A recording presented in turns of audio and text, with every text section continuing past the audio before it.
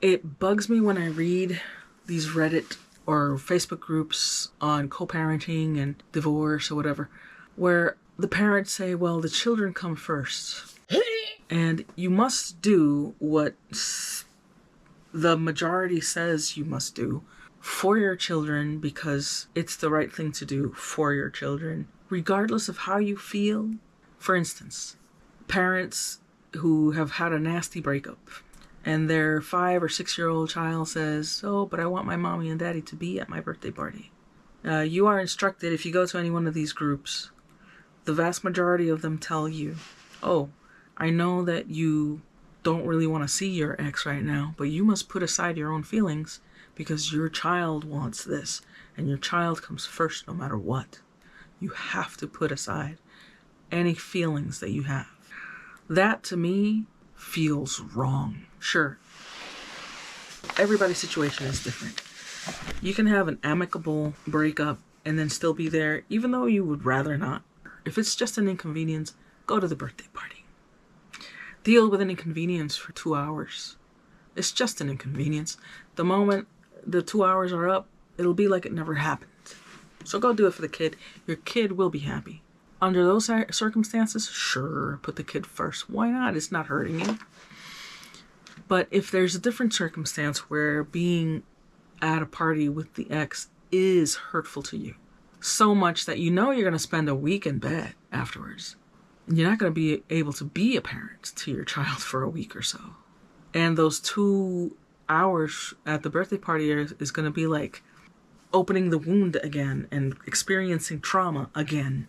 I in no way want to compare it to the 4-letter R word. It does not come close, but the only reason I would make the analogy is, would you even dream of saying that that person needs to put their own needs aside for the sake of the children? Even if you shared a child together.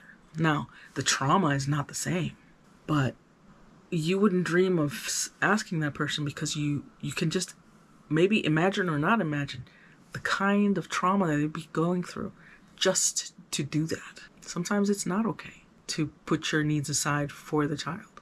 You know, who gets to draw that line where the benefits to the child are more important than the damage done to you? If you are allowing the world to trample on your own needs repeatedly, and not only have your own needs been trampled on during a relationship with someone, but then at the very end of it, they trampled on you again.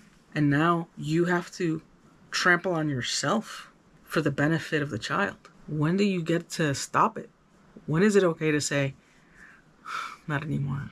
I believe that you should look at your needs versus your child's needs the same as the way you're instructed to when you are in an airplane and that little oxygen mask comes down. They always tell you, you got to put the oxygen mask on yourself first, not your child.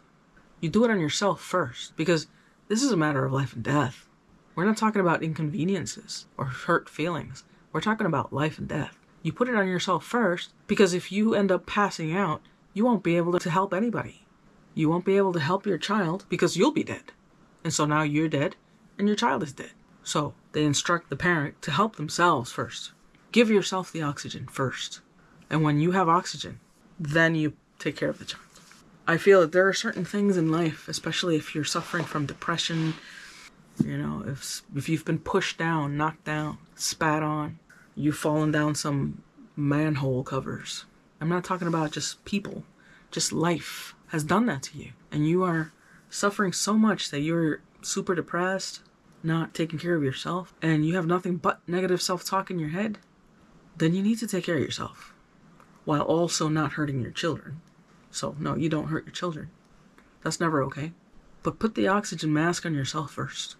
Take care of your own needs first so that you have time to heal and get stronger so that you could be there for them. Children learn by example.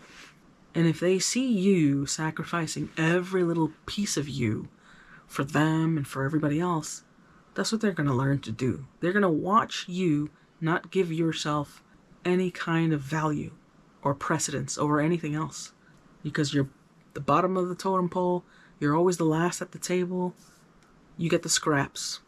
And so that's how they're going to learn to be. They're going to think that that's how they're going to need to be.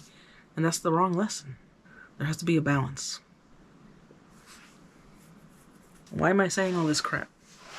I've been thinking lately about needs. I have done things lately to benefit myself over them. Like what? Like spending time with myself, for myself. Time is number one. Usually, I would say the majority of my adult life has been spent putting my children first, putting my relationship first, or not the relationship so much as the other person. I think I put the other person ahead of even the relationship. And my children, number one, always. If I'm eating something, I'll give it to them, you know. If I buy something for myself and they want it, I give it to them. If they want to do something, that they watch a movie that's different from what I want to see, they get their way. If they want to go somewhere, to a store, they get their way. Of course, thanks to my ADHD, there have been a lot of times when I promised to do something and I never followed through. But I have very rarely looked at their wants or their requests and said, nah, me first. And so it feels wrong when I have done it recently. It just feels wrong.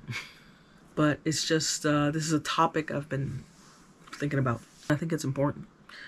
So, I mean, I don't know if I have said anything that's of any significance that's worth sharing.